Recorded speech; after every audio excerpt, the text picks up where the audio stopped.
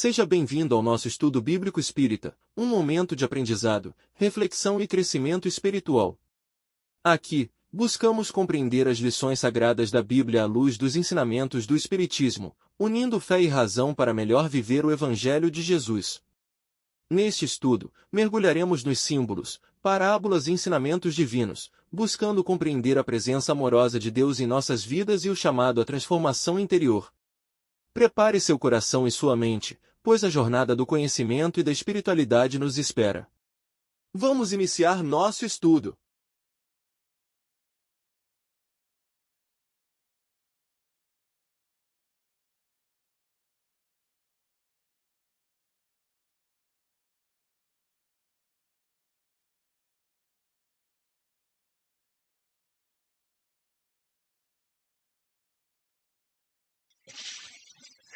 Boa tarde, todo mundo, né?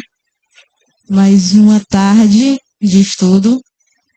Então, para a gente iniciar hoje, vamos iniciar na prece. A gente já está um pouquinho atrasado hoje. Então, quem quiser fechar seus olhos, fique à vontade. Senhor Jesus, obrigada por mais uma tarde de estudo com os nossos amigos que estão sempre presentes, que traga-lhes o entendimento necessário para que esse estudo vindouro seja edificante em sua vida, traga-lhes auxílio diante das atribulações e que nós consigamos um pouco entender a vida e o martírio de Jesus, que foi por nós e que sempre será por nós, para que nós um dia consigamos alcançar a essência dos seus ensinamentos.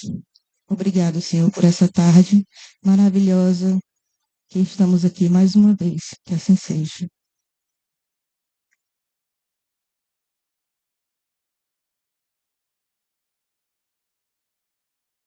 Bom, gente, boa tarde a todos, sejam bem-vindos.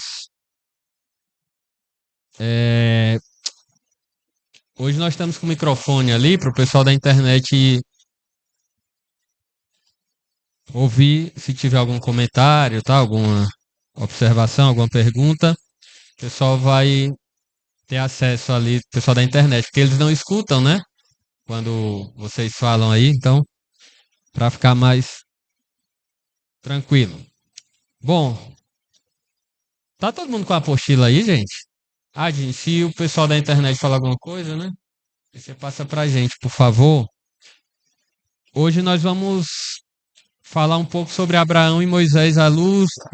Abraão e Moisés, sobre Noé e Abraão à luz da doutrina espírita, gente. 15 dias atrás, o assunto foi bastante extenso, né? Nós falamos sobre a criação em si, falamos sobre Adão, Eva. O que mais que a gente falou? Quem lembra? Os dias da criação em si, pessoal, eu estava dando uma lida em casa, não é uma leitura um pouco extensa, porém, da forma com que Allan Kardec coloca para a gente, é uma leitura muito, apesar de ser extensa, ela é muito tranquila. Ela é bem simples, né, de compreender. A forma como Allan Kardec trata. Boa tarde, bem-vindos. A forma com que Allan Kardec trata o assunto é bem didática, é bem simples, né? Então, com relação aos dias da criação, acredito eu que não tenha ficado nenhuma dúvida. A parte que gera mais dúvida, pessoal, é exatamente na parte de tanto do Jardim do Éden, né, da queda do Éden, de Adão, Eva, mas ninguém procurou para falar, para perguntar, então eu acho que ficou ok, ficou mesmo, pelo menos aqui no presencial, alguém ficou com alguma dúvida daquela parte de Adão e Eva, pessoal? Do Éden. Na internet, se alguém ficou com alguma dúvida, é só comentar, só falar, não é? A questão do primeiro Adão, do último Adão, essa história de que Adão, ou melhor, o homem, né? Na figura de Adão, que é considerado na Bíblia como o primeiro homem, ter sido formado do barro e a mulher ter sido formada da costela de Adão, eu acho que isso ficou bem colocado, não é? que não tem nada a ver com uma leitura literal ou uma compreensão literal do texto, mas como símbolos. A própria queda do Éden, mais um símbolo, né? Um símbolo do exílio, tá? Do exílio planetário. E tantas outras informações que foram, boa tarde, tantas outras informações que foram trazidas aqui e que nós passamos até que muito rapidamente, mas a apostila ela vai aprofundar em uma linguagem de fácil compreensão, conforme nos orienta a doutrina espírita. Gabriel, por favor, eu pedi para tu só acender essa luz de trás. Por favor, obrigado, tá ficando escuro aqui. Bom, é isso. Podemos então, pessoal, começar hoje com Noé e Abraão? Acho que sim, né? Acho que sim. Pessoal, Noé e Abraão, aí entra Moisés também depois. Alguém inicialmente tem alguma dúvida sobre quem veio primeiro, quem veio depois, ou todo mundo já está inteirado quanto a esse ponto de quem veio primeiro?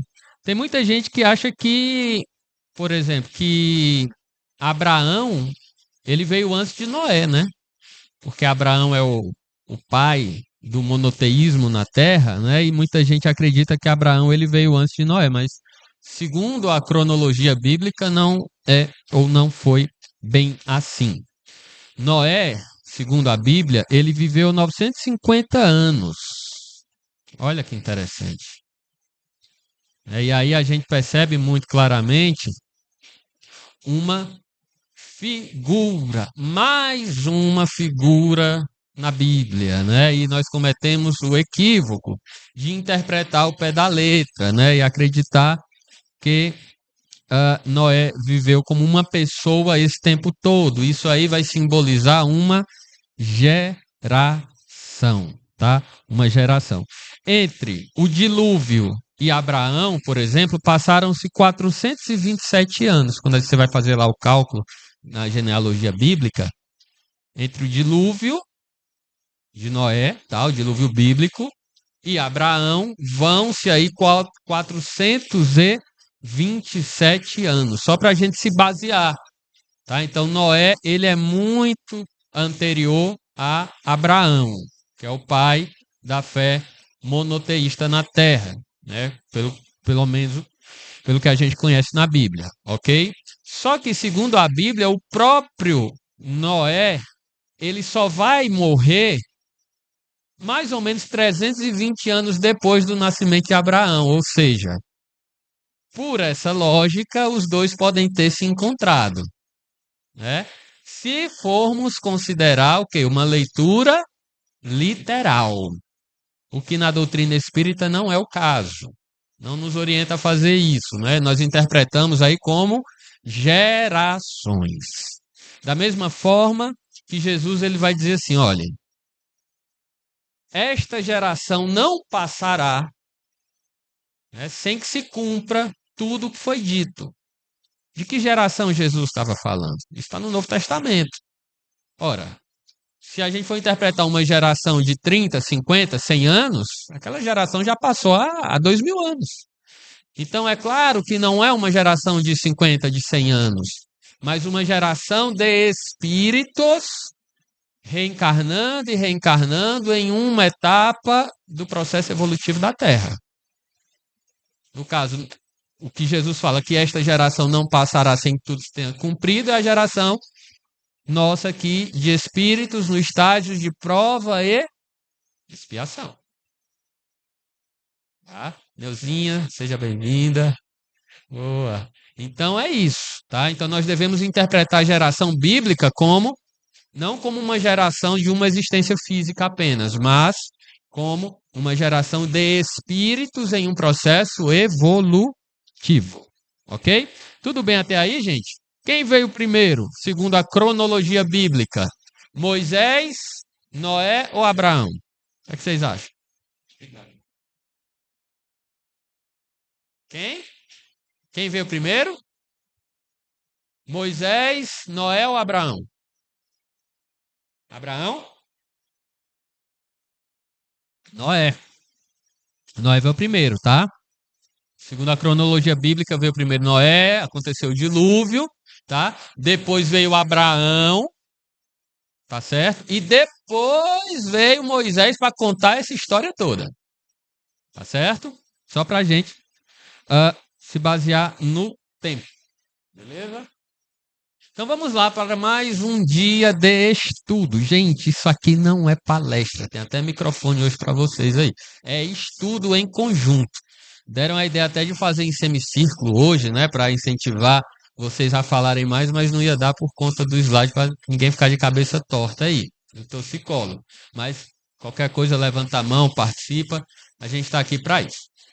Então, as narrativas, né, as duas, de Abraão e de Noé, Noé e Abraão, elas indicam o quê? Simbolismo e espiritualidade na Bíblia, no livro de Gênesis, tá? E aqui eu indico mais uma vez a leitura da apostila, né? Eu vou aqui lendo trechos da apostila, fazendo aí esse link com slide, tá? Para que a gente não se perca, tá bom? Noé e Abraão exemplificam valores espirituais, como a fé, a obediência e a aliança com Deus. Meus amigos, se Noé veio antes de Abraão, em quem está simbolizada a primeira aliança da Bíblia? Na terra. Não no jardim do Éden, na terra. Em quem está simbolizada a primeira aliança da Bíblia na terra? Na figura de quem? De Noé. Na figura de Noé está simbolizada a primeira aliança, tá? O primeiro pacto, o primeiro relacionamento profundo entre a criatura terrena e a divindade. Está simbolizado em Noé. Depois em Abraão, né? Abraão, a tua descendência será maior do que as estrelas do céu. Né? Depois em Moisés e assim sucessivamente. Bom, nesse slide aqui, deixa eu só confirmar. Nesse slide aqui, eu ainda vou ler o slide. No próximo, nós vamos mergulhar na leitura da apostila. Então, Gênesis, já foi dito, é uma fonte profunda de reflexão.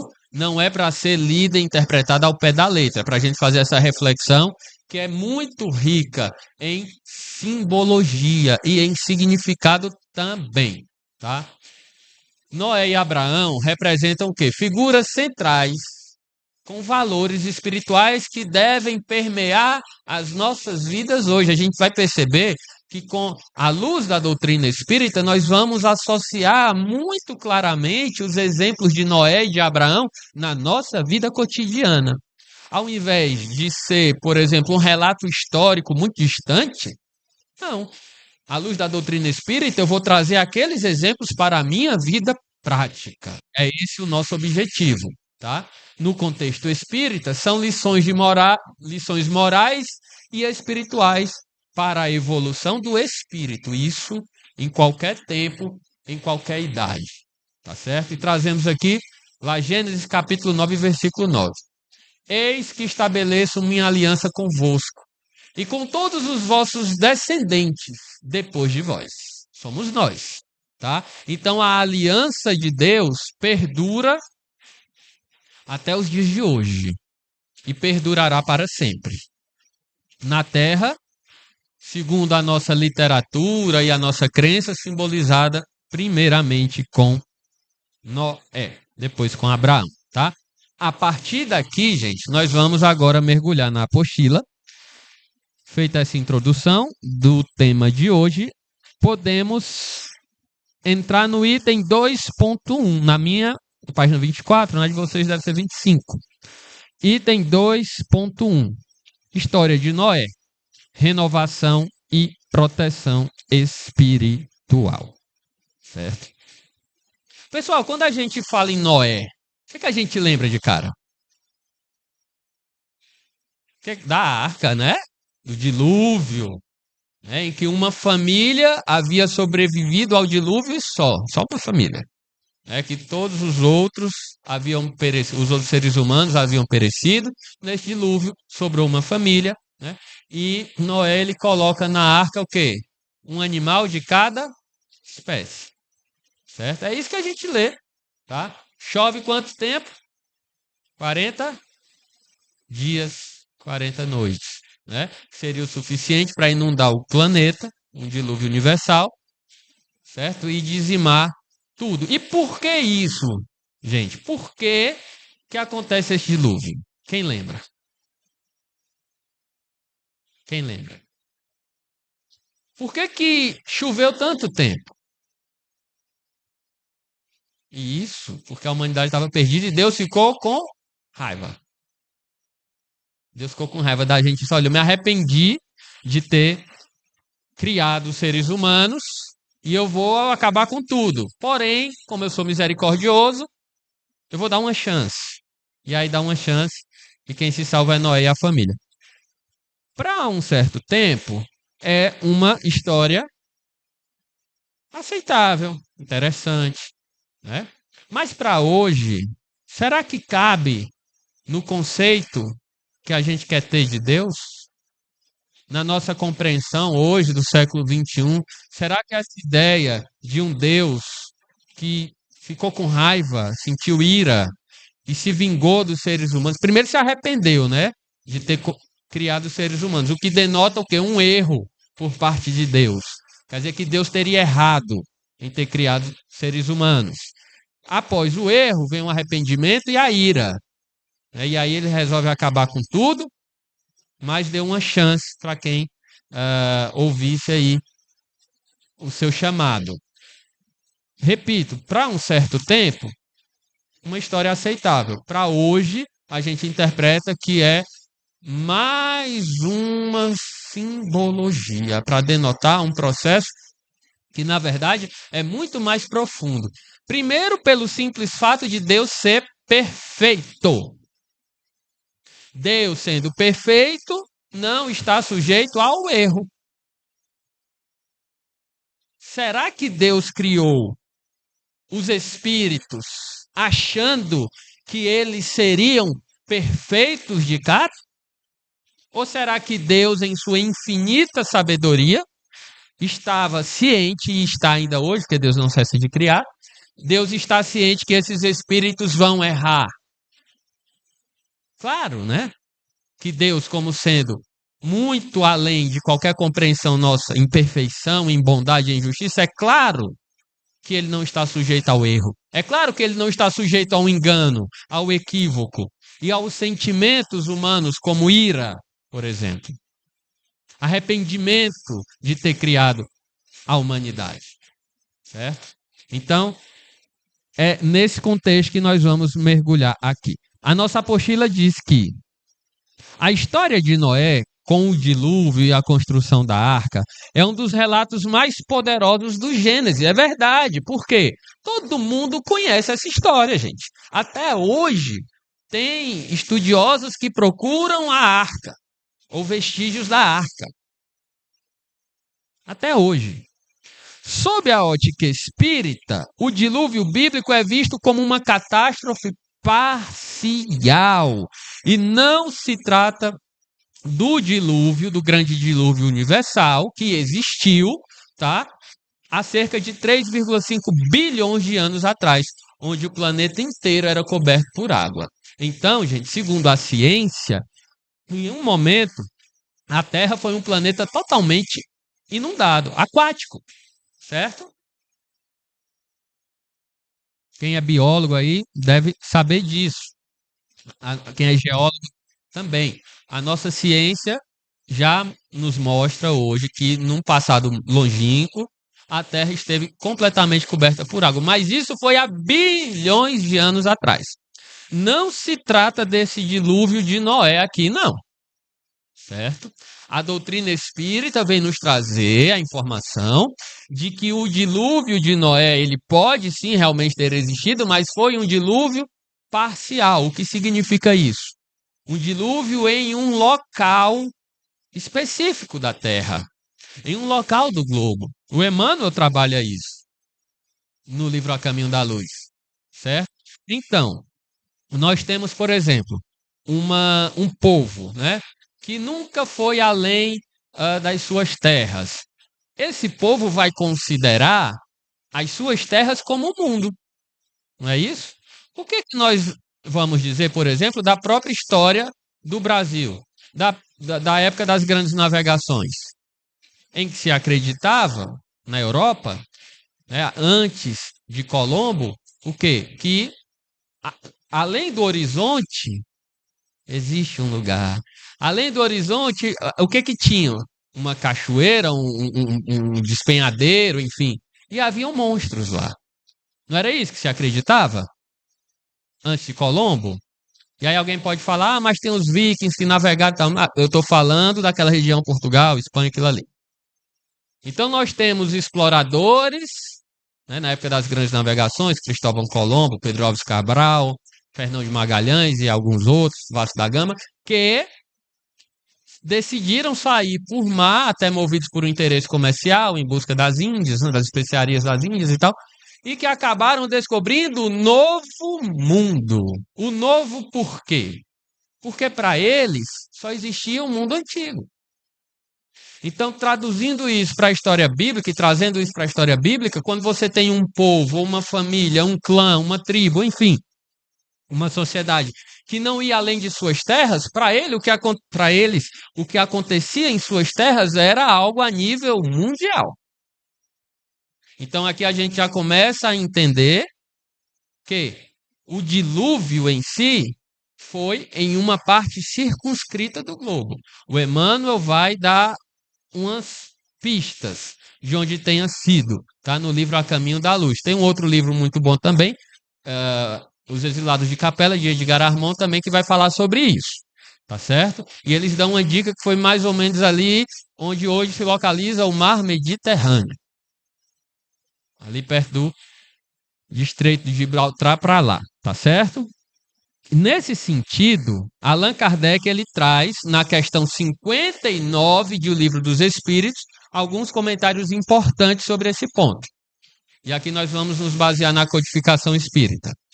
A questão 59 ela é interessante, porque ela não é uma questão em si, né? Ela é um comentário enorme. Ali ele não faz uma pergunta, ele comenta algo e coloca ali na questão 59, certo? Então nós vamos ler aí, ó. Admitindo-se que o homem tenha aparecido pela primeira vez na Terra 4.000 anos antes de Cristo, e aqui Allan Kardec ele pega a cronologia bíblica, né, que dá 4.000 anos antes de Cristo. Segundo a Bíblia, a povoação da Terra tem quantos mil anos? 4.000 mais 2, depois 6.000, né? Segundo a cronologia bíblica, a Terra tem 6.000 anos, tá?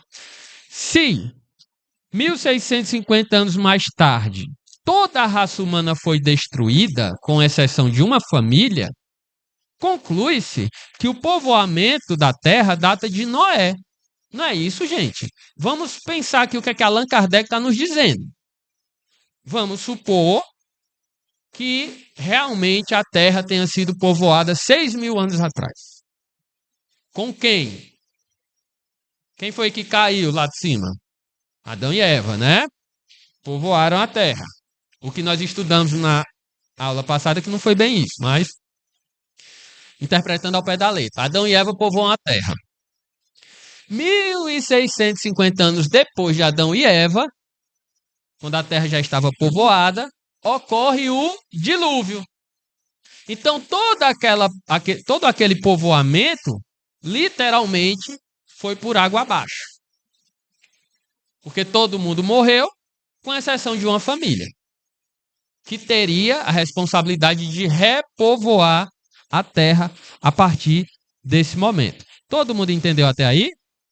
Beleza. Ora, quando os hebreus, um tempo depois do dilúvio, emigraram para o Egito, no 18º século, encontraram esse país, o Egito, bastante povoado, já bem avançado em civilização, a civilização egípcia, com todos os seus avanços.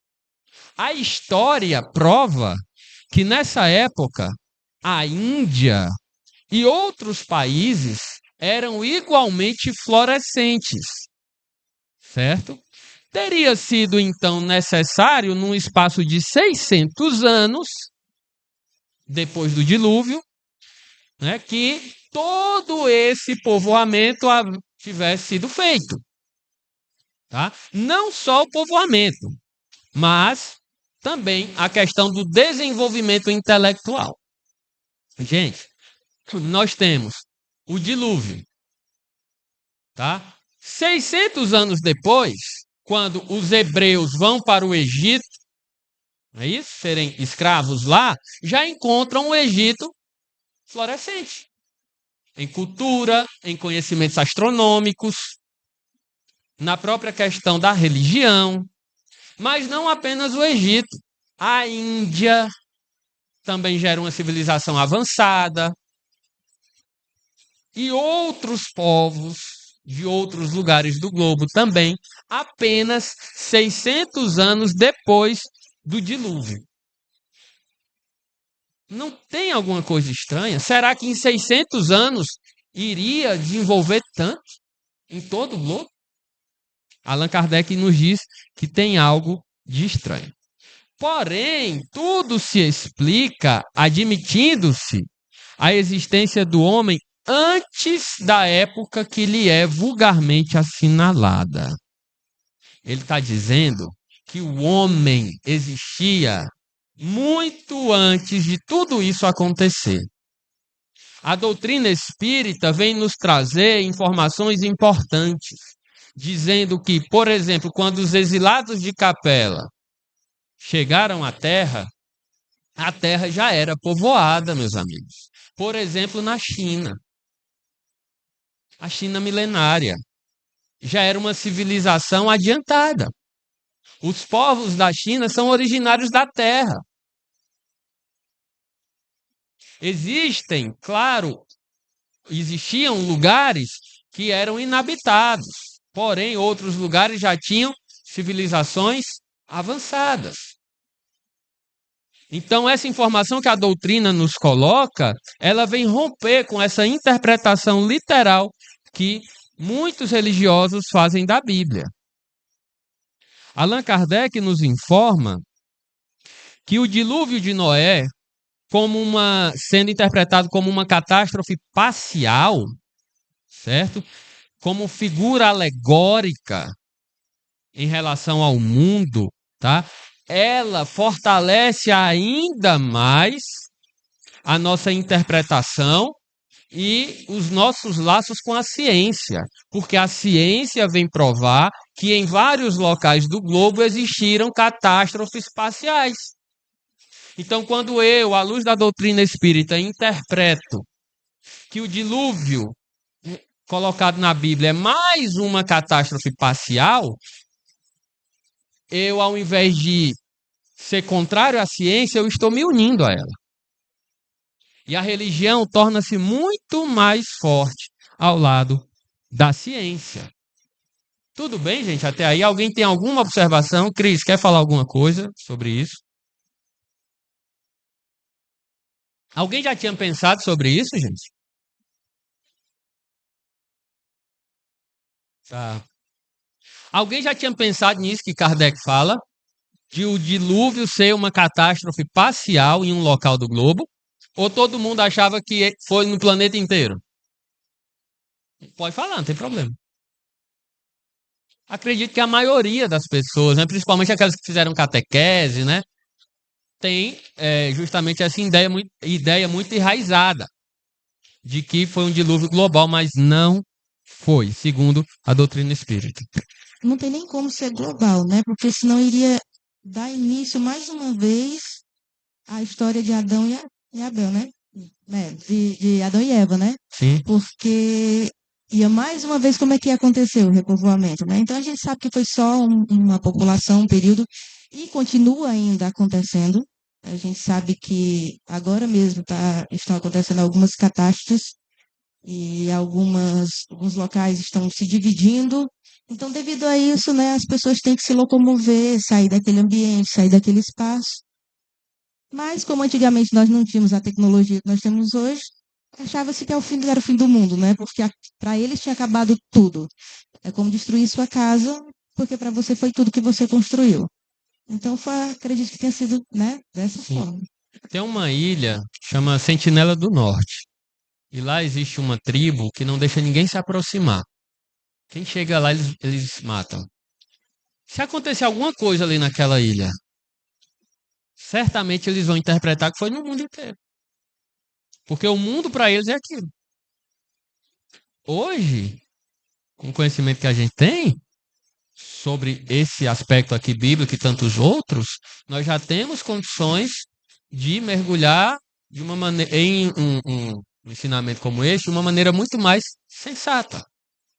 É por isso que a gente conhece Allan Kardec como o bom senso encarnado, né? Isso foi dito no seu sepultamento, né? Aí está o homem que era conhecido como o bom senso encarnado. Acho que essa frase foi dita por Camille Flammarion, eu acho. Foi por um grande amigo dele. E agora nós vamos para uma informação, mais uma informação importante que Kardec nos traz, que está à disposição de todos, não só na doutrina espírita, mas qualquer um que tenha a curiosidade de estudar os aspectos históricos das civilizações. Ele vai nos dizer lá na obra Gênesis, capítulo 19, item 4, o seguinte. Ele vai trazer uma lenda da Índia, olha só, dos Vedas. A lenda indiana sobre o dilúvio refere, segundo o livro dos Vedas, que Brahma, não é o deus hindu, transformado em peixe, se dirigiu, né, para um poderoso monarca, um rei, diz que chegaria o momento do fim do universo. Olha só. Então esse rei teria que construir um navio em que embarcaria e colocaria dentro desse navio sementes de todos os vegetais. E esse monarca obedeceu. Construiu um navio, embarcou nele e navegou por ele por muitos e muitos anos, por entre trevas de uma tremenda tempestade. Gente, eu não estou contando a história de Noé, eu estou contando a história da Índia. Só que tem um detalhe.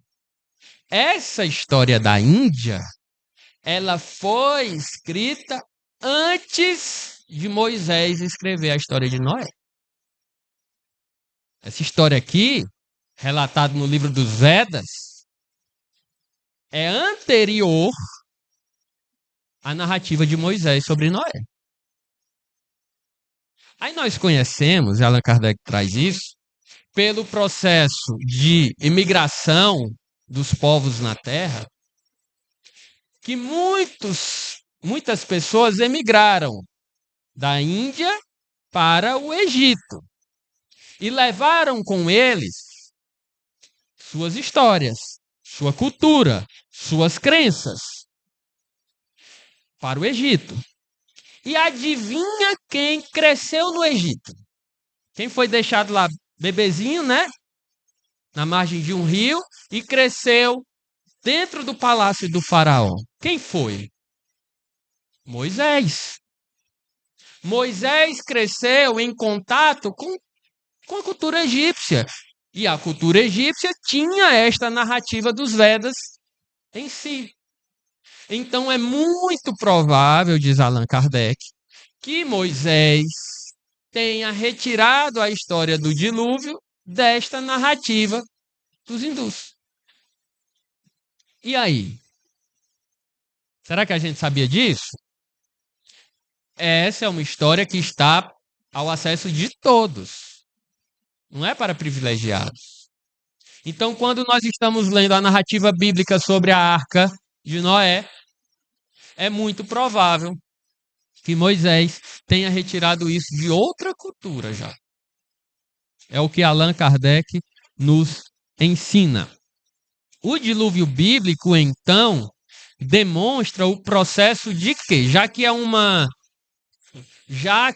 uma grande figura, certo? É uma grande figura. Pode ter acontecido um dilúvio parcial? Pode.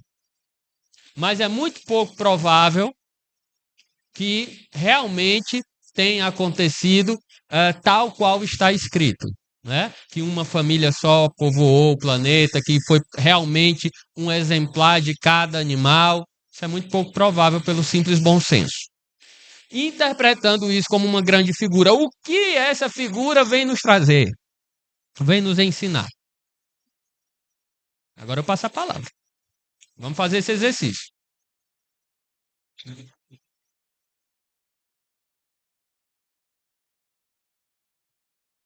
E aí, gente? Interpretando o ensinamento de Noé, da arca, como figura, como poesia. O que esse processo vai me ensinar hoje? Começando do começo. Nosso amigo falou, Deus se arrependeu de ter criado o homem. Por quê? Por que Deus se arrependeu? Porque ele cansou da gente? Por quê? Ninguém, gente. Porque a humanidade entrou por um caminho de equívocos, de erros. Semelhante a uma etapa da minha vida, das nossas vidas, em que a gente está mais distante desse processo de renovação espiritual, então a gente envereda por caminhos mais difíceis. Aí o que vai acontecer? Deus vai se arrepender de ter criado Gonçalo, de ter criado Gabriel? Nossa, eu não amo mais esse rapaz.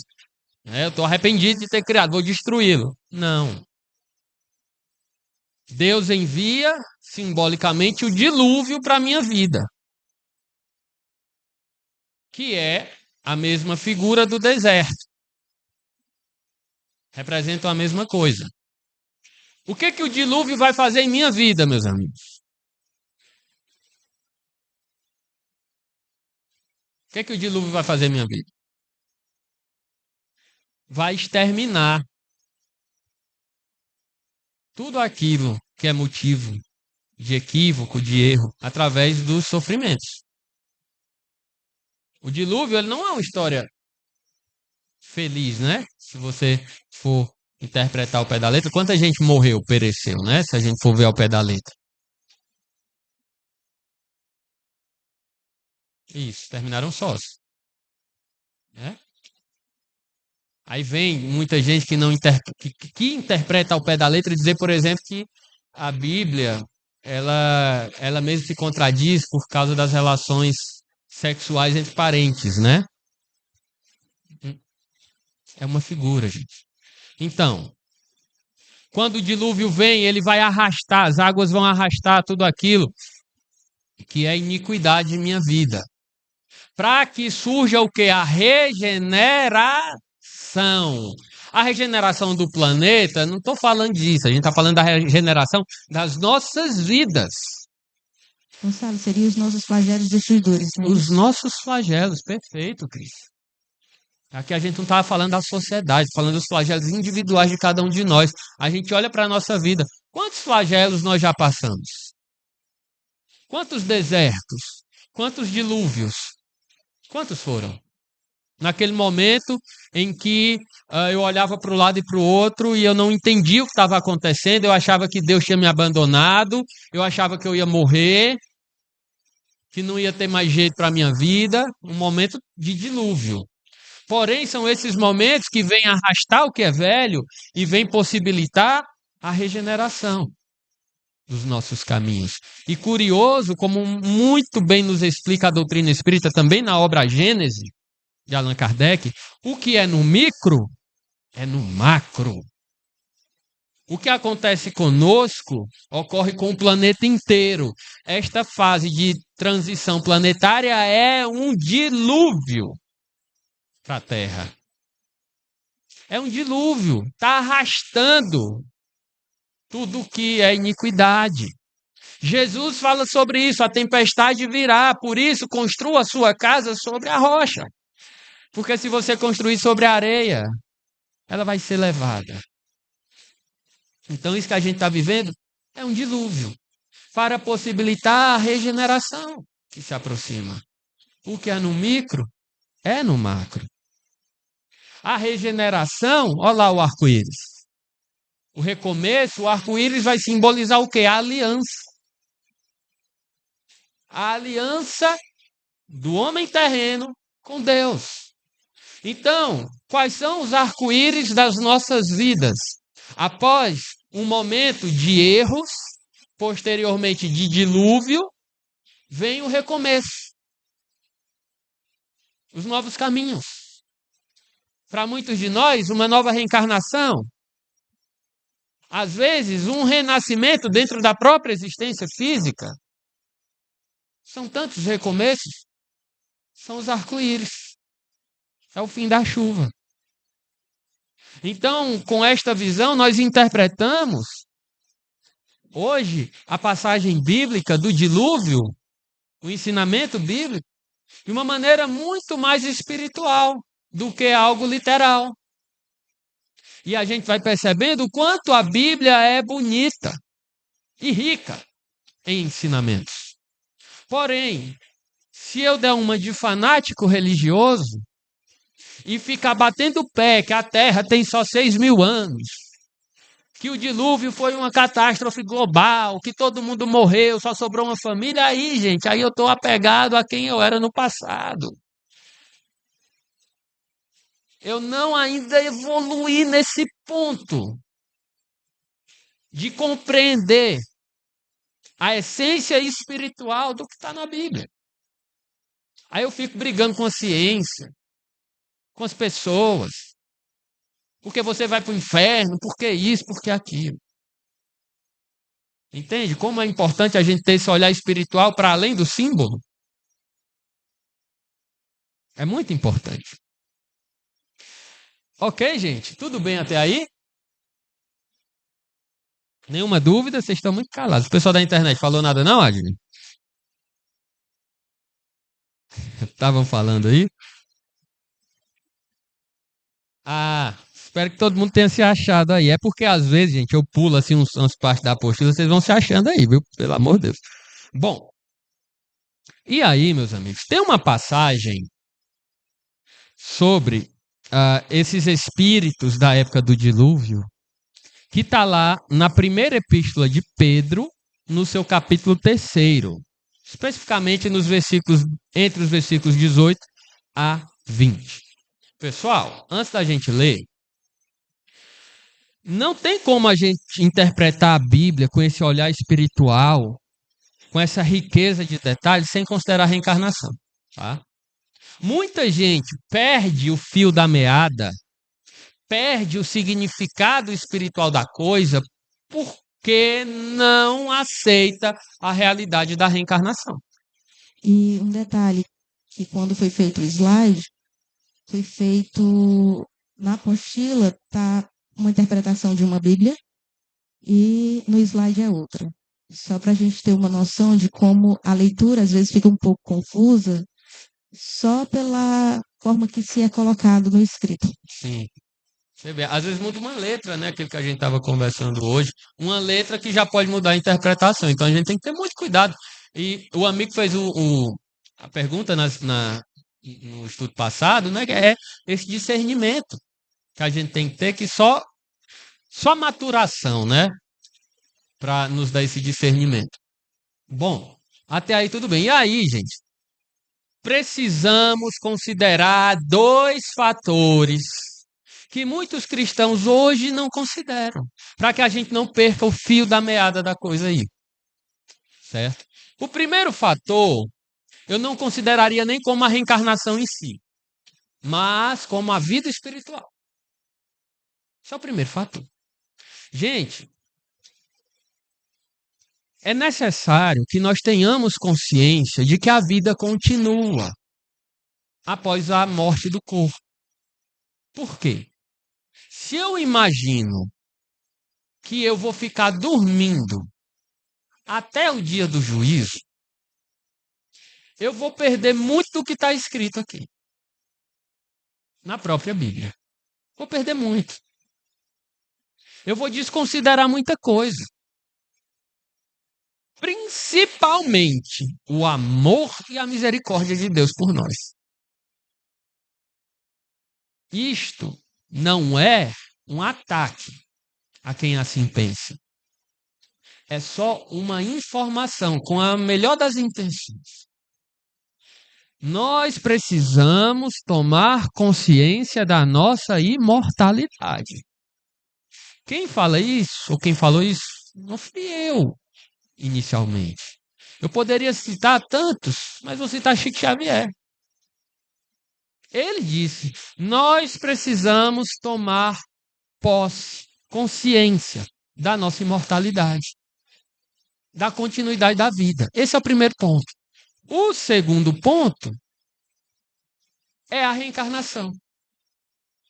A vida continua, nós continuaremos no plano espiritual, conforme nós deixamos a Terra, vamos para locais que condizem com o nosso nível espiritual, e em algum momento nós vamos retornar para a Terra, vamos reencarnar. Gonçalo, eu vou ler aqui Simone, a esposa de Marcos. De Marcos. Gonçalo, é interessante você citar o arco-íris como símbolo de renovação, pois ele só aparece quando está nublado, mas ainda assim tem um raio de luz de sol. Se há apenas luz, ele não aparece. Se apenas nuvens. Tudo nublado, também não. Então, o arco-íris seria esse momento entre a tempestade e a luz do sol. A renovação começa quando a dor é bem compreendida através da luz do que se conhece. Olha que lindo. Que lindo, né? Todo mundo entendeu o que Simone falou aí, né? Fala, eu quero ficar aqui caladinha, mas o texto. Muito obrigado, Simone. Então, para que haja o arco-íris, é preciso haver sol e chuva ou água, né? Muito, muito obrigado. É isso. É mergulhar no significado, no sentido espiritual da coisa. Senão a gente perde a essência, tá? Paulo já nos alertava para isso. Então, considerando esses dois fatores, vida espiritual, não é sono, é vida espiritual, movimento, e reencarnação, Pedro vai escrever isso aqui, que nós vamos ler. Isso aqui é bíblico, isso não foi Allan Kardec que escreveu, foi Pedro, tá? Com efeito, também Cristo morreu uma vez pelos pecados, o justo pelos injustos, a fim de vos conduzir a Deus. Morto na carne, foi vivificado no espírito, no qual também foi pregar aos espíritos em prisão, a saber, aos que foram incrédulos outrora, no passado, nos dias de Noé, quando Deus, em sua longanimidade, contemporizava com eles, enquanto Noé construía a arca, na qual poucas pessoas, isto é, foram salvas por meio da água. Pedro escreveu isso. O que Pedro está me dizendo? Que existem ou existiam naquela época espíritos que estavam em prisão desde os tempos de Noé. E que Jesus, quando desencarna na cruz, vai lá para resgatá-los, para pregar para eles. Então isso vai me provar o quê, meus amigos? A continuidade da vida. Está aí. Como eu acredito que eu vou ficar dormindo se o Cristo tem o seu corpo morto na cruz e vai imediatamente pregar, resgatar os espíritos que estavam sofrendo desde a época de Noé? Aí, 1 Pedro, primeira epístola de Pedro. Alguma dúvida com relação a isso, gente? Aí quando falarem assim para você, né? Ah, mas a vida espiritual não está na Bíblia. Você não precisa discutir. Mas no seu íntimo, você sabe que está. Você sabe que a crença espírita é balizada pelas duas primeiras revelações. Tudo bem? Então esta é a continuidade da vida. E para a gente entender de uma vez por todas, fazer esse link, né? Diz que Pedro fala com Noé e com a própria dita ressurreição de Jesus. O que Jesus fala quando ele aparece em espírito para Maria Madalena? Maria vai abraçá-lo, não é? O que ele fala? Maria, não me toque. Eu ainda não fui ao meu Pai. Isso era o terceiro dia após a crucificação. Se ele, 3 dias depois de ter morrido, né? Se ele não tinha ido ainda a Deus, o que Jesus estava fazendo? Estava dormindo? O que ele estava fazendo, gente? 3 dias. Hã? Trabalhando, fazendo o quê? Resgatando espíritos em sofrimento. Aí, tá tudo na Bíblia. É só a gente fazer os links, tá? Os links. Ok, gente.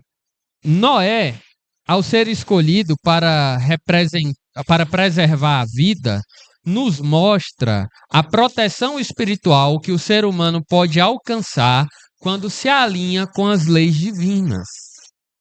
Gente, quando eu estou consciente de que eu estou seguindo o meu propósito de vida, de ser melhor e de fazer o bem, automaticamente eu já consigo entender que eu estou sob uma proteção espiritual. O que não significa que eu não vá sofrer, que eu não vá chorar. Mas eu estou sendo cuidado, guardado, amparado nos meus momentos de dificuldade. É a minha arca. Eu posso chorar porque está chovendo 40 dias, 40 noites, na simbologia. Eu posso chorar porque muita coisa pereceu em minha vida. Mas eu sei que eu estou dentro da arca que Deus colocou para mim. Eu sei que eu estou protegido pela misericórdia divina. E aconteça o que acontecer, no final de tudo vai haver um arco-íris. E o mais incrível é que lá dentro tem o necessário. Tem o necessário. Nossa amiga quer falar, Cris.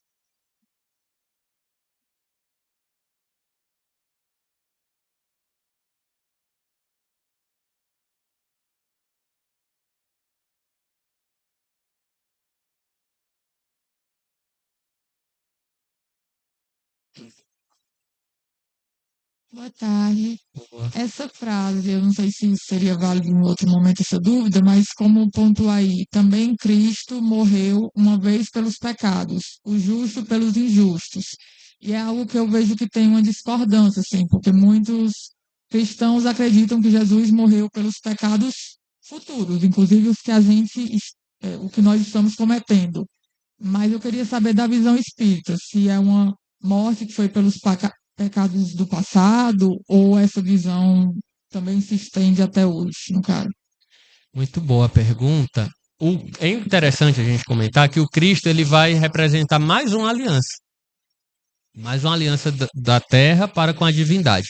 Ele, de fato, morreu pelos pecados, tanto passados quanto futuros. O que não significa que eu deva cruzar os meus braços. A doutrina espírita vem nos trazer a ideia muito clara de que Jesus é, sim, o nosso Salvador. Ele é quem nos salva. É o único mediador entre nós e Deus. Isso está na Bíblia. É, como diz na doutrina espírita, o médium de Deus. Porque ele vem trazer as notícias direto de Deus para nós. E tomou os nossos pecados sobre si.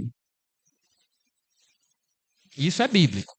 A doutrina espírita vem dizer, tomando Jesus os nossos pecados sobre ele, vai nos denotar o exemplo a ser seguido.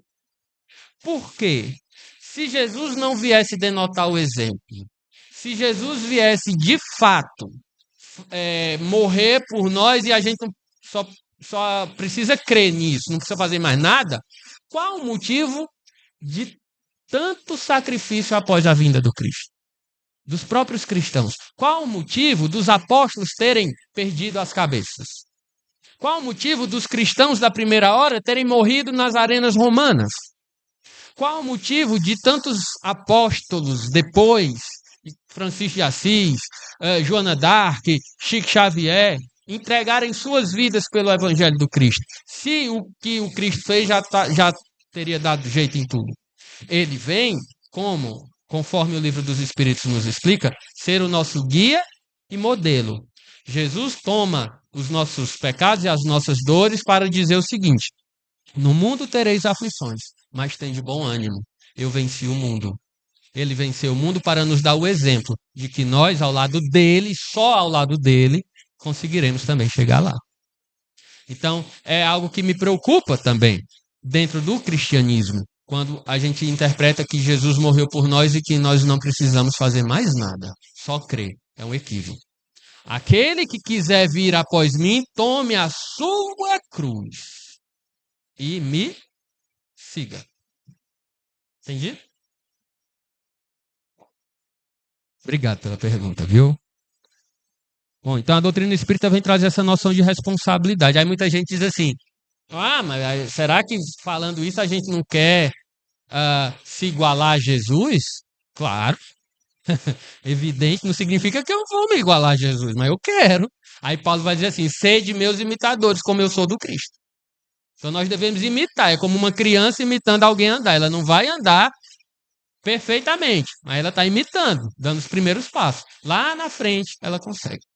Ok? Bom, gente, Noé foi isso. É claro que nós estamos passando aqui rapidamente, só para plantar aquela semente na gente, para nos mostrar que não é bem aquilo, talvez, que a gente tem interpretado até hoje. Isso aqui é para que a gente compreenda que existe o quê? Um abismo enorme entre o que é passado para a gente, por exemplo, na infância e o que realmente consideramos aí à luz da doutrina espírita como verdade, como realidade. Aí cabe a cada um o aprofundamento sobre o tema, tá certo? Mas Noé, gente, alguma dúvida? Alguém se surpreendeu com essa leitura da doutrina espírita? Acho que não, né?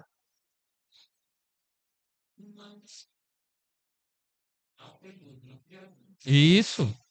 Nossos pecados. Ele é puro, perfeito.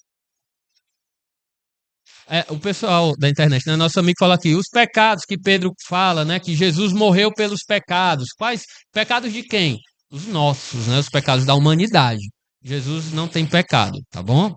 É espírito puro.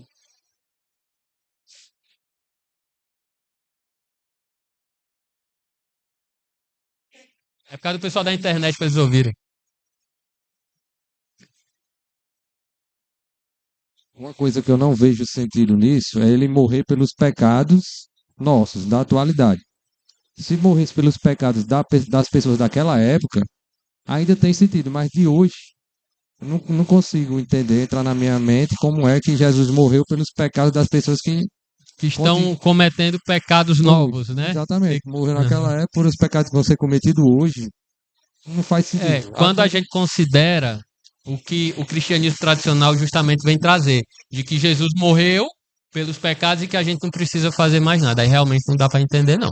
Não dá. Agora, ele, como sendo exemplo para todas as épocas, por mais que eu cometa pecados novos, tá? O fato de eu acreditar que ele morreu pelos meus pecados não irá me salvar.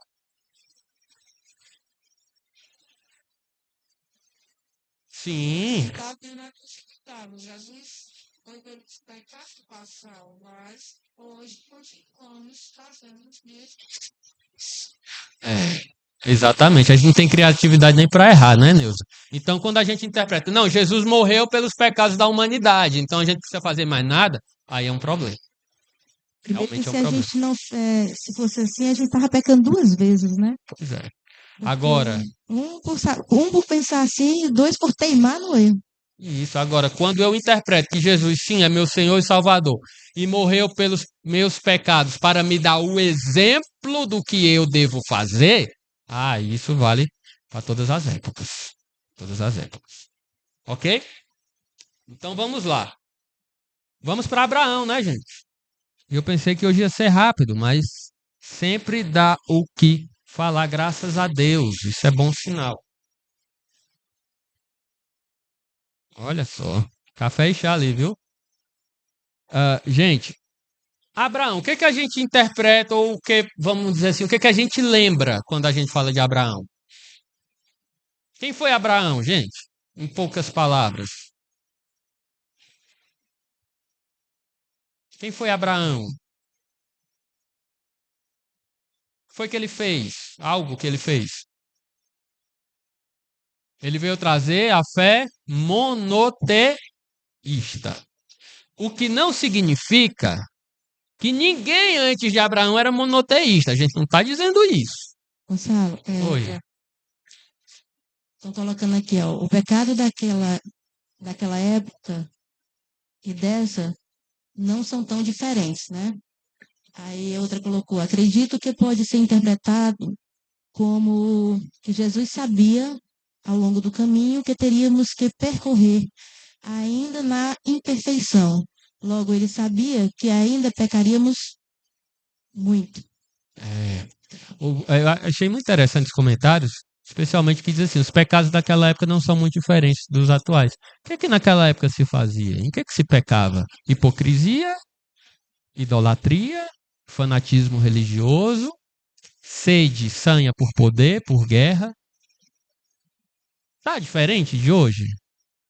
Não tá? Aí vem Jorge Ela diz assim, porque são os mesmos espíritos. Não é? Então, somos nós que estamos errando ainda. A gente só melhorou na tecnologia, né? De como brigar por isso. Avançamos muito, são os mesmos. Avançamos muito em tecnologia, em conhecimento intelectual, mas não em moralidade.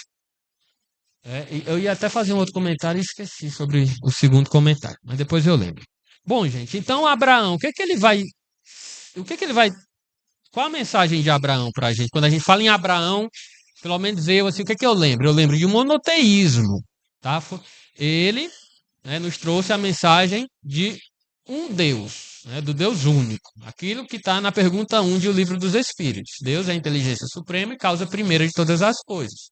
Um dos atributos de Deus, na pergunta 13, Deus é único, tá? Então Deus é único. Repito, o que não significa que ninguém antes de Abraão acreditava num Deus único. Eu não estou dizendo isso.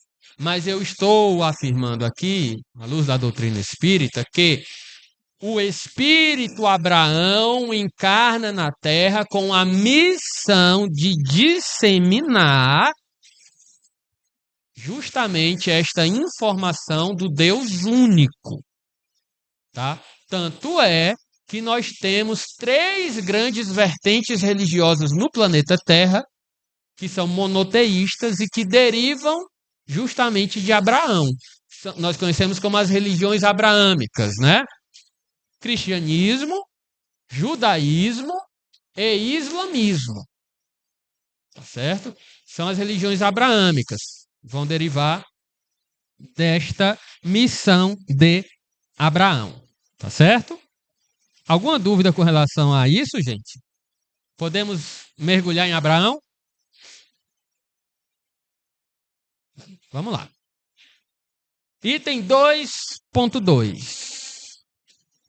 Nós trazemos aí, aqui na apostila, uma passagem do Novo Testamento, lá do Evangelho segundo João, capítulo 8, em que as pessoas, né, que eram contra Jesus, os fariseus da época, vão falar assim: nosso pai é Abraão. Por que eles diziam isso, gente? Nosso pai é Abraão. Porque eles se consideravam filhos na fé de Abraão, porque eles acreditavam no Deus único, tá? E Jesus lhes disse: se fosseis filhos de Abraão, faríeis as obras de Abraão. Mas agora procurais me matar. Homem que vos tem dito só a verdade que de Deus tem ouvido. Abraão não fez isso. Então, o que Jesus está dizendo? Olha, vocês se consideram filhos de Abraão porque vocês acreditam no Deus único, que Abraão disseminou. Mas vocês não são filhos de Abraão, porque Abraão acreditava verdadeiramente em Deus. Vocês não são filhos de Abraão porque vocês não fazem as obras de Abraão. Vocês querem me matar, vocês são homicidas. Abraão não quis fazer isso. Ele não foi contra mim, o que denota mais uma vez a preexistência do Espírito, né? Nesse caso sendo de Jesus. Então, vamos ter atenção a isso. As pessoas que acreditam no Deus único derivam da crença e da missão de Abraão, tá?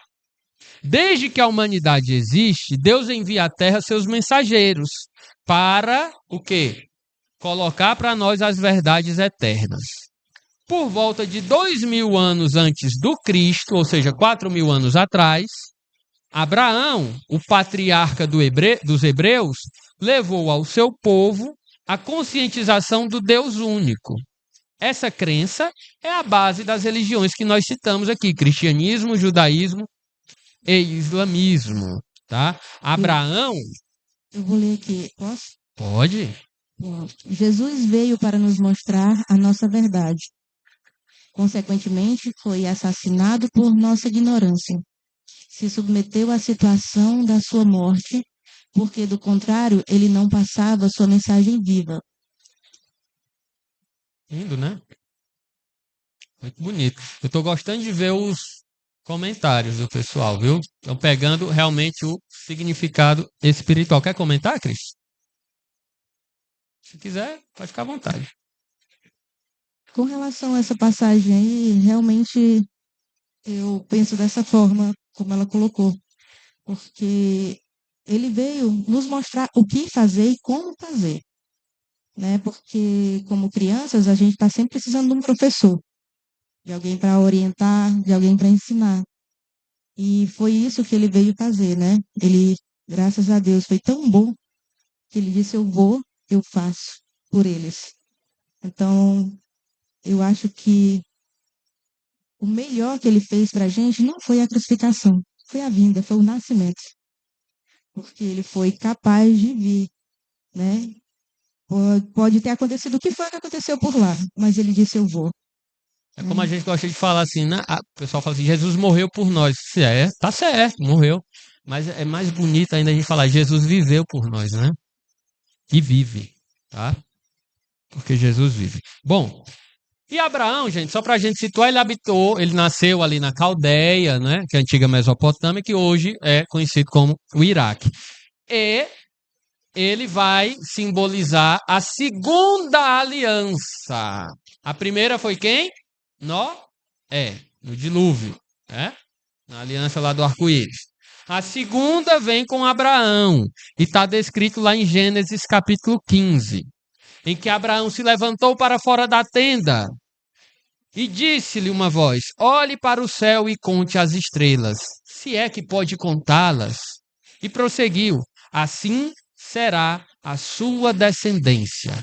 Abraão creu no Senhor, e isso lhe foi creditado como justiça. Então, significa o quê, meus amigos? Que Abraão teve mais filhos biológicos do que as estrelas do céu? Não, gente. Descendência está falando dos filhos da fé. Somos nós cristãos, são os judeus, né? E o pessoal do islamismo. Tá? É a descendência de Abraão. Então, missionário, Abraão representa o exemplo de fé e obediência, de confiança inabalável no divino. Por que que nós falamos isso? Gente, qual é o exemplo maior de confiança de Abraão em Deus? Qual é o exemplo maior? Como é que eu posso olhar e dizer assim, aqui eu vejo que Abraão realmente confiava em Deus? Quem é que lembra? Esta voz, simbolizando a Deus, pediu para Abraão sacrificar alguém, não foi? Quem foi? Seu filho. Esta voz pediu para Abraão sacrificar o seu filho. E Abraão sobe no monte Ele pega o punhal, na hora que ele vai sacrificar, a voz diz: para. Estava só te testando. Só para testar a tua fé, a tua confiança. Pegue uma ovelha, melhor que você tiver, e sacrifique no lugar do seu filho. E Abraão assim o faz. É o quê? Uma história que nos mostra a confiança. Certo? Porque era adequada há 4.000 anos atrás. Hoje, se eu ouvir uma voz mandando sacrificar o meu filho, pois é, eu não vou fazer isso hoje, né, gente? Pois é. Então é preciso que nós compreendamos, com a luz do conhecimento e do discernimento que nós temos hoje, que este é um exemplo de 4.000 anos atrás. Para um povo, que é essa história, né, Moisés vai relatar, para um povo que precisava de exemplos fortes. E a gente pode, ele lembrou de obsessor, a gente pode lembrar assim, a fé dele era tão grande que ele nem acreditava que perto dele poderia existir esse obsessor. Então ele acreditou sim que era Deus, né? Deus falou. Bom, então, é preciso que a gente tenha esse discernimento. Pelo amor de Deus, né? Quem for médium aqui tem que filtrar o que está escutando, tá bom? E aí, nós temos esse exemplo de fé gigante lá no Antigo Testamento, que iria sacrificar o próprio filho, supostamente amando de Deus, tá? Aí agora nós vamos entrar de fato no conhecimento espírita sobre Abraão, sobre o que acontecia com ele. Primeiramente, né? Analisando com o conhecimento espírita que a gente tem hoje, uma época recuada, né? A gente não quer fazer anacronismo, certo? Porém, é necessário que a gente interprete à luz da doutrina espírita para que nós tenhamos maior discernimento sobre a história bíblica. Primeiramente, se Abraão ouvia alguma voz proveniente de um plano que não era o terreno, Abraão era médium. Ele era médium. Nenhum segredo aí. Ele ouvia, nós não estamos falando se era de Deus ou se não era de Deus. Eu só estou dizendo que Abraão ouvia uma voz que não era da terra. Então ele era médium. Ele tinha esta capacidade de se comunicar com o plano espiritual. Assim como os profetas da Bíblia também tinham, assim como o próprio Noé teve, assim, né, como o Moisés e tantos outros. Tá certo? Ele era médium. Depois, o que é que o livro dos Espíritos nos informa sobre quem vê a Deus e quem se comunica com Deus? É qualquer um que pode ver a Deus, gente? É qualquer um que pode ver a Deus? Eu posso ver a Deus? Eu, Gonçalo? Não. Hoje não. Eu posso sentir Deus. Eu posso tentar compreender Deus com os recursos limitadíssimos que eu tenho. Mas eu não posso ver a Deus. Isso está descrito na própria Bíblia. Quando Deus diz assim: nenhum ser humano que me vê continua vivo. Porque nessa região, porque nessa região da antiga Mesopotâmia, nasceu e viveram vários seguidores e disseminadores do Cristo, que teoricamente as pessoas tiveram mais ensinamentos dele. É o lugar onde tem mais guerra e tantas atrocidades. Interessante. Pergunta muito, muito boa. Gente, a resposta para isso está lá também na obra A Caminho da Luz.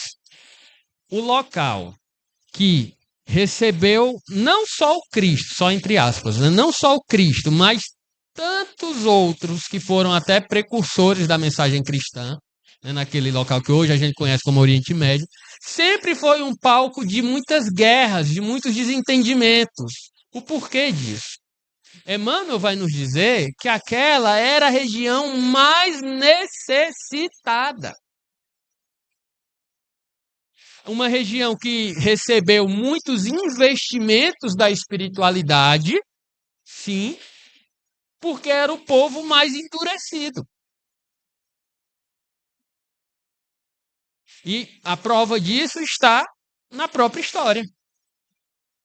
Uma região altamente problemática até os dias de hoje, especialmente pelo fanatismo religioso, que vai denotar justamente um dos motivos de queda de uma das raças adâmicas. O fanatismo religioso e o exclusivismo. Até hoje, os hebreus, né? Não todos os judeus hoje, porque já, graças a Deus, já existe uma mistura maior, mas ainda hoje existe uma parcela do povo hebreu, hoje na figura dos judeus, que é altamente exclusivista. E que dessa história religiosa, muitos migraram para o cristianismo. São aquelas pessoas que dizem: a minha fé salva e você que não partilha da minha fé vai para o inferno. Acredite no que eu acredito, senão você está perdido. São fanáticos religiosos derivados desta leva aí, de espíritos exilados pelo exclusivismo e fanatismo religioso, que produz guerras em nome de Deus. Então é o povo dos que vieram de Capela, nos diz Emmanuel, tá? É o povo mais necessitado. Quais foram os povos, os 4 que vieram de Capela? Os hebreus, os egípcios, que já retornaram em maioria, os hindus e os arianos. Desses todos, os que dão mais trabalho até hoje são os hebreus.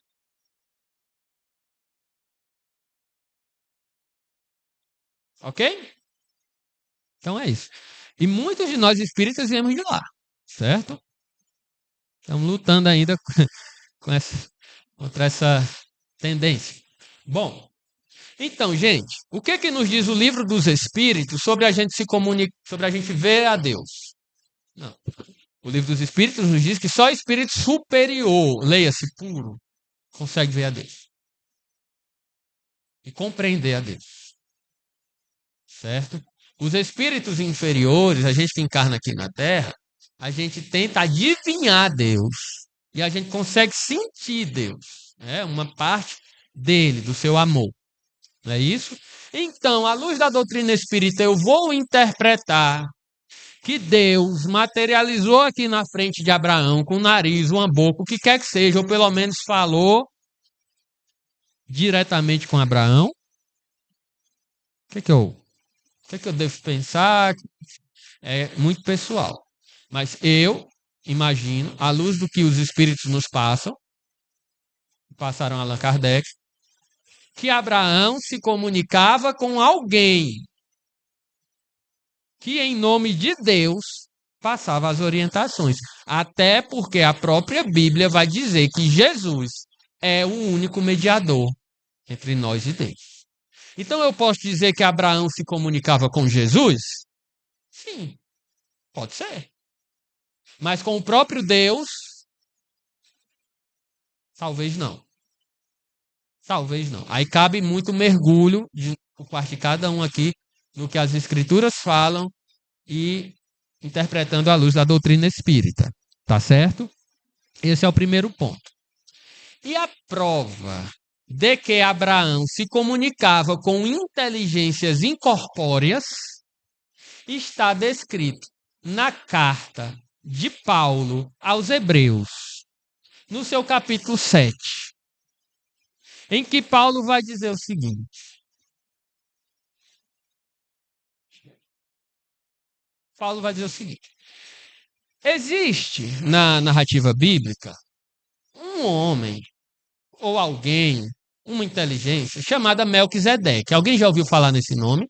Melquisedeque? Na Gênesis, você vai encontrar exatamente no item 3, história de Abraão. Então, vão ter vários itens que vão falar de Melquisedeque. A gente encontra também no Salmo 110, além dos Hebreus e algumas passagens de João. Gente, eu não sei se Eduardo tá aí, acho que ele vai achar a gravação, mas teve uma época, uns 3 anos atrás, que eu e Eduardo, a gente correu louco, a gente recorreu aos espíritos aí nacionalmente, vamos falar com o Jorge Alarraco, para saber, meu Deus, quem era esse Melquisedeque. Porque tem várias passagens sobre ele e o próprio Paulo vai falar dele. O que vai dizer o livro de Gênesis sobre Melquisedeque? Vai dizer, resumindo a história, que Abraão foi guerrear com vários reis, ganhou desses reis, tá? E Abraão pregando justamente o Deus único, ele vai ganhar essa guerra contra esses reis, que eram politeístas, semelhante ao que Elias vai fazer, né, depois, no futuro. Vai guerrear, vai ganhar, e tudo que ele havia conquistado nesta guerra, Abraão entrega a Melquisedeque. É isso que vai dizer lá em Gênesis, certo? De Moisés. Aí Paulo vai falar sobre isso lá em Hebreus. Olha o que Paulo vai falar. Este Melquisedeque que Abraão entregou o dízimo é de fato o rei de Salém, sacerdote de Deus Altíssimo. Ele saiu ao encontro de Abraão quando ele regressava do combate contra os reis e o abençoou. Foi a ele que Abraão entregou o dízimo de tudo. E o seu nome significa, em primeiro lugar, Rei de Justiça, e depois Rei de Salém, que quer dizer Rei da Paz. Sem pai, sem mãe, sem genealogia, nem princípio nem fim de dias.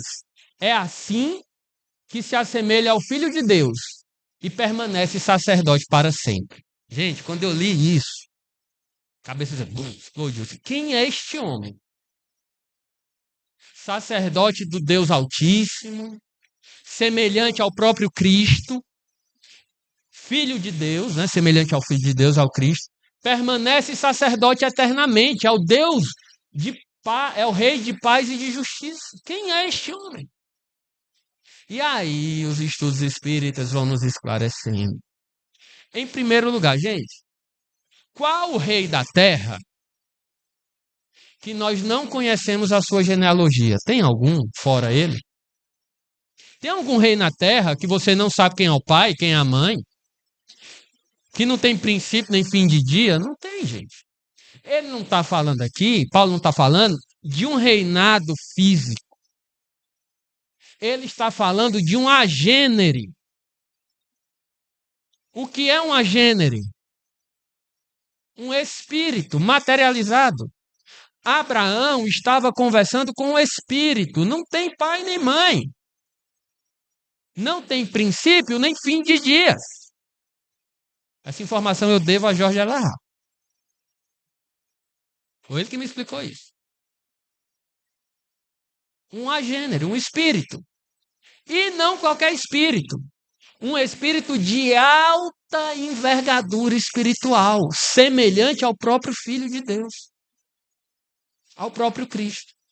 Aí você vai me perguntar, pronto, Gonçalo, quem é? Gente, eu não sei. Eu sei que é alguém muito grande, espiritualmente falando. Pode até ser o Cristo, com outro nome, o Melquisedeque? Pode. Quem sou eu para dizer que não? Mas uma coisa eu digo, não era Gonçalo. A gente sabe que existem vários Cristos, né? Nós só temos um, mas existem vários. Existe um estudo no Portal C. O estudo de Mateus, capítulo 24. Em que eles têm reuniões mediúnicas de estudo, de pesquisa. E o espírito mentor dos trabalhos vem trazer a informação de que Melquisedeque era um Cristo. Não um Cristo da terra, mas de outro lugar. É uma informação, gente, que ainda não passou pelo crivo da universalidade dos espíritos. Essa informação foi dita em um estudo. Tá? Então eu não posso afirmar que essa informação é verdadeira, mas eu estou passando ela aqui para quem quiser pesquisar e se aprofundar no assunto. Certo? Outra coisa, cuidado com a imagem que fui eu que criei, viu? Então não é ele mesmo não aí. Inteligência artificial, né? Foi. Só para representar. Então, Melquisedeque era um espírito, ou é um espírito de alta envergadura espiritual, semelhante ao próprio Jesus. Ok? Isto prova o quê, meus amigos? Que Abraão se comunicava com espíritos. E que é perfeitamente possível que qualquer um desses espíritos de alta envergadura venham ou tenham vindo trazer notícias de Deus e falar em nome do próprio Deus. Ok, gente? Tudo bem aí? Então, no Espiritismo, a história de Abraão vai além da simples obediência, do simples comando externo. Ela é vista como uma manifestação de profunda confiança. E aqui, para encerrar o nosso estudo de hoje, é importante nós fazermos esse discernimento entre crença e fé. Certo? Crença é aquilo que eu acredito. Posso falar assim, eu acredito em Jesus. Ok. E fé, o que seria? Quem quer dizer? O que significa? O que Vamos representa? botar as reflexões que foi botado no final. Próximo. Isso. O que é fé? É diferente de crença. A crença leva à fé? Sim, claro. Mas a crença é o início. Eu posso acreditar em Jesus, como a nossa sociedade brasileira é 80% cristã, diz que acredita em Jesus, mas eu posso não seguir os seus ensinamentos. Simples assim. A nossa sociedade brasileira diz que é cristã, mas você não vê o Cristo nela. Isso é crença. Isso é crença. Fé denota duas coisas. Ou melhor, três, né? A própria crença denota relacionamento e denota confiança. São três coisas. Eu acredito, eu me relaciono com quem eu acredito e eu confio naquele em quem eu acredito. Por que é importante isso? Porque quando o calo apertar, quando a situação ficar difícil em minha vida, e vai ficar em muitos momentos, são os dilúvios de Noé em minha vida, quando isso acontecer, eu vou precisar da crença, mas não só dela. Eu vou precisar do relacionamento, principalmente através da oração, da prece. E daí eu vou precisar da confiança. Eu não estou entendendo o que está acontecendo em minha vida, mas eu confio que tem uma razão de ser. Eu confio que vai dar tudo certo. Eu confio que eu estou na arca da minha vida. Isso, crença, relacionamento e confiança é o resumo das histórias de Noé e de Abraão, que deixaram tudo para trás em nome da crença, do próprio relacionamento com Deus, com a divindade e da confiança nos desígnios divinos para as nossas vidas.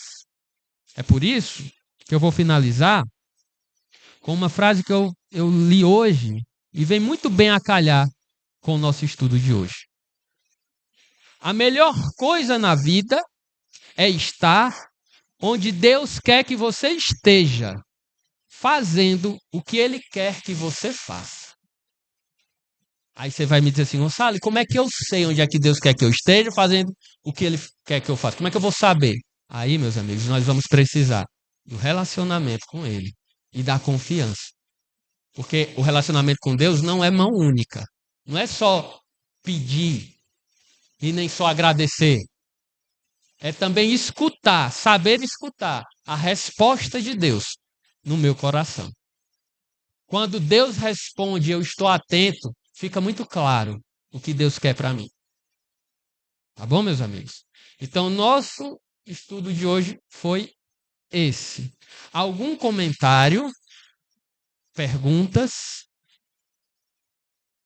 Noé e Abraão, tudo certo? Quem veio primeiro?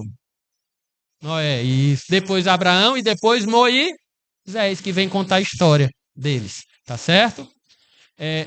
Daqui a 15 dias, é dia 5 A Cris, eu não vou estar aqui, mas a Cris vai estar com o início da terceira apostila, certo? Vamos falar sobre os profetas. Vamos entrar, gente, naquele ponto da proibição de consulta aos mortos, por que Moisés proibiu. Vamos entrar nos dons espirituais dos profetas, na história dos maiores profetas, vamos entrar em tudo isso. E a Cris vai começar esse estudo daqui a 15 dias, sábado, dia 5. Tudo certo? Então eu vou fazer a prece de encerramento e depois nós vamos tomar café e comer bolo, que tem ali. Vamos lá. Senhor Jesus, divino amigo, é com muita gratidão, Senhor, estamos encerrando este encontro em Teu nome.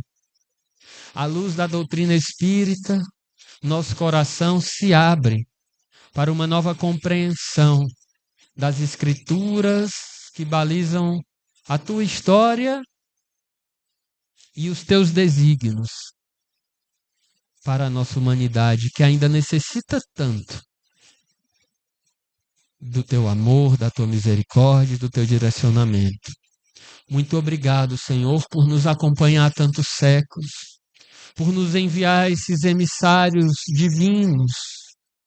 Hoje podemos citar Abraão, Noé, Allan Kardec, mas tantos outros, Moisés, tantos outros que vieram com a incumbência de nos fazer progredir em inteligência e em moralidade, compreendendo que a vontade de Deus para as nossas vidas deve ser sempre soberana, nos tirando qualquer ansiedade do coração, sabendo que cada coisa deve vir ao seu tempo, denotando principalmente a imortalidade da alma como graça divina. O que não aconteceu ontem para nós, certamente acontecerá amanhã. E que nós aprendamos, Senhor, com a Tua luz, com o Teu direcionamento, a viver um dia de cada vez, com muita paz, com muito discernimento, entregando o melhor de nós, sabendo que o Senhor viveu, morreu e continua a viver por todos nós, mas que nós efetivamente precisamos aprender a caminhar com as nossas pernas, balizados por Teu amor e por Tua mão segura a nos amparar e a nos guiar. Nós seguimos dia a dia, sempre ao Teu lado, com as nossas limitações, mas amparados pelo Teu profundo amor. É com esse sentimento de gratidão que nós te pedimos, Senhor, a permissão para encerrarmos o estudo de hoje e ser conosco hoje e sempre. Que assim seja.